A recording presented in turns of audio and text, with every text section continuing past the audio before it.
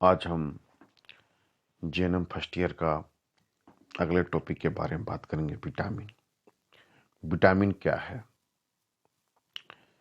Vitamin यह एक carbon यौगिक है जो कि मानव के लिए, जीव के लिए विटामिन बहुत ही जरूरी तत्व है जो हमारे शरीर की आवश्यकता बहुत ज़्यादा मात्रा में पड़ता है। हमारे शरीर के लिए ये इसेंशियल तत्व है। इस शरीर को इसकी आवश्यकता बहुत कम ही मात्रा में होता है, लेकिन बहुत ही इसेंशियल होता है, बहुत ही महत्वपूर्ण होता है, क्योंकि विटामिन शरीर में खुद ब खुद उत्पन्न नहीं होता है। इसकी भरपाई हमेशा बाहर से किया जाता है और इसकी मेन सोर्स हरा साग सब्जी, फल फूल ही होता है। इसलिए इसकी आवश्यकता हमारे शरीर को बहुत ही जरूरी होता है।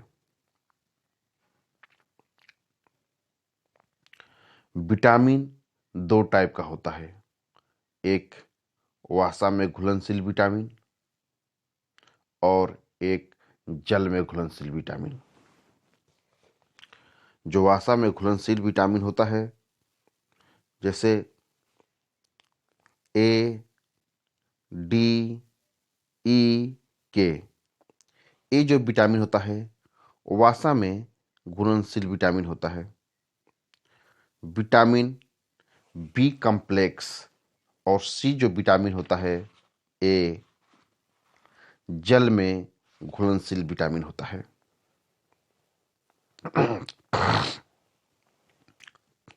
जो वसा में घुलनशील विटामिन होता है, विटामिन ए, इसको हम लोग रेटिनॉल बोलते हैं। विटामिन डी, इसको हम लोग कैल्सीफेरॉल बोलते हैं। विटामिन ई, इसको हम लोग टेकोफेरॉल बोलते हैं। और विटामिन के, इसको हम लोग फाइलोक्विनिन बोलते हैं। और जल में जो घुलनशील विटामिन होता है, vitamin B complex. Vitamin C को हम लोग एस्कॉर्बिक एसिड बोलते हैं। विटामिन बी कॉम्प्लेक्स के अंदर बहुत सी विटामिन आती है, जैसे विटामिन बी1। विटामिन बी1 को थायमिन बोला जाता है। विटामिन बी2 को राइबोफ्लोविन बोला जाता है। विटामिन बी3 को नियासिन बोला जाता है। विटामिन बी5 को पैंटोथेनिक एसिड बोला जाता है।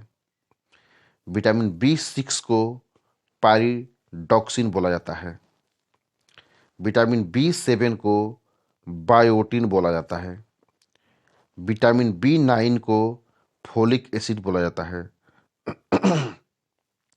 और विटामिन बी12 को साइनोकोबालामाइन बोला जाता है। इसको हम लोग सम्मिलित रूप से बी कॉम्प्लेक्स बोलते हैं।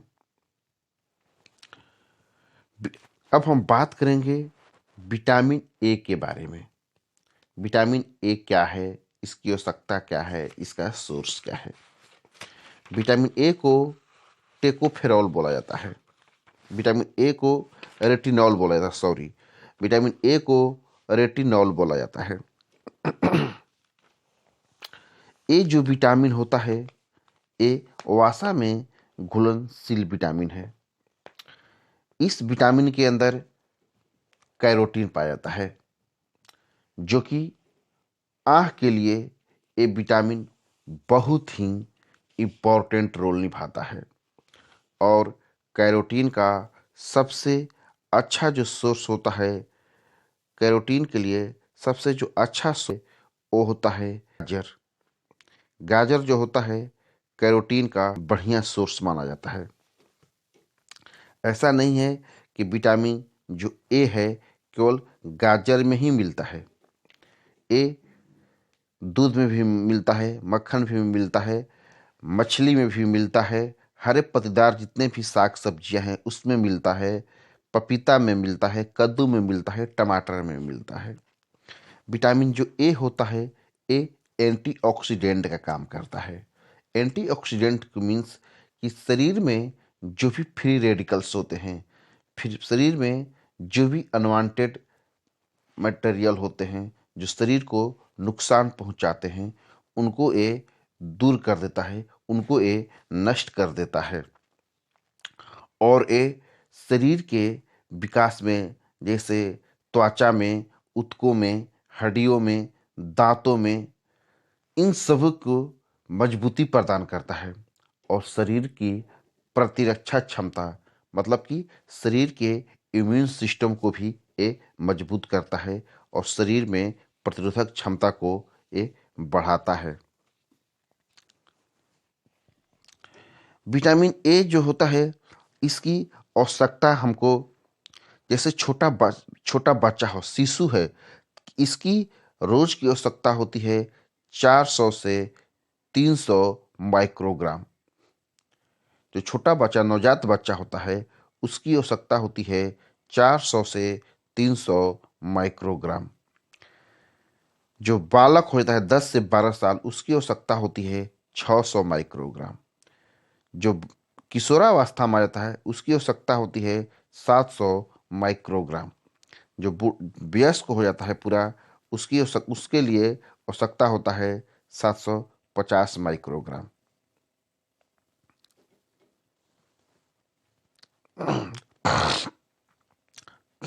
यदि शरीर में विटामिन ए की कमी हो जाती है तो फर्स्ट आपको नाइट ब्लाइंडनेस हो जाएगा, मतलब कि आपको रतौंधी की शिकायत आ जाएगी, आपको दिखाई देना बंद हो जाएगा, आपको थकान बहुत ज़्यादा मात्रा में होगा, आपका जो बाल होगा वो रूखा हो जाएगा, त्वचा जो होगी रूखी हो जाएगी, आपको बार बार दस्त होगा, बार बार निमोनिया का शिकायत आएगी,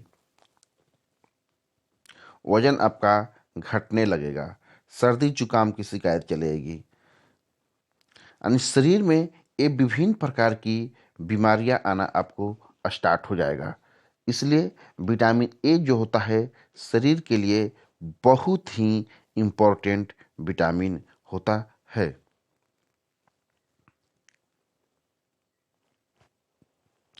इससे यदि बचना है, इसके लिए आपको हरी साग सब्जी की अवश्य लेना चाहिए। टमाटर है हुआ, धनिया हुआ, पालक हुआ, इसको हमेशा सेवन करना चाहिए, क्योंकि जो हरा साग सब्जी होता है ये विटामिन ए का अच्छा सोर्स होता है। और इसमें सबसे बढ़िया सोर्स हुआ गाजर। गाजर जो होता है विटामिन ए का बहुत ही अच्छा सोर्स होता है। जैसे छोटे छोटे बच्चों को आप देखे होंगे, सरकार के द्वारा विटामिन ए का ड्रॉप चलाया जाता है ताकि बच्चों को आँख संबंधी शिकायत नहीं हो।